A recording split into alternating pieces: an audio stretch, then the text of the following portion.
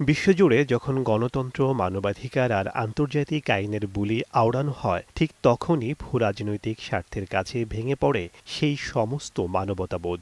শতাব্দীর অন্যতম দীর্ঘ ও রক্তক্ষয়ী সংঘাত ইসরায়েল ফিলিস্তিন সংকট। এই সংকটে আন্তর্জাতিক সম্প্রদায়ের ভূমিকা বড় ধরনের প্রশ্নের মুখে, বিশেষ করে মার্কিন যুক্তরাষ্ট্র এবং তার ইউরোপীয় সহযোগীদের দ্বিমুখী নীতি।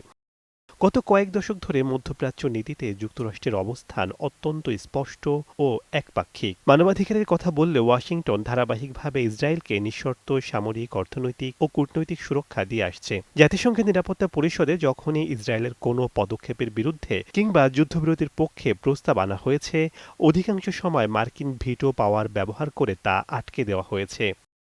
দ্বিতীয় বিশ্বযুদ্ধের ঐতিহাসিক অপরাধ বোধ এবং কূটনৈতিক স্বার্থের কারণে জার্মানির মতো দেশগুলো ইসরায়েলকে রক্ষা করা তাদের জাতীয় নীতি হিসেবে ঘোষণা করেছে। এর ফলে আন্তর্জাতিক আইন বা বেসামরিক প্রাণহানির ঘটনা ঘটলেও ইউরোপের শীর্ষ নেতারা কার্যকর কোনো পদক্ষেপ নিতে ব্যর্থ হন। ইউরোপের সাধারণ জনগণ রাস্তায় নেমে প্রতিবাদ জানালেও সরকারি স্তরে দেখা যায় চরম দ্বিধাদ্বন্দ্ব ও অন্ধ সমর্থন।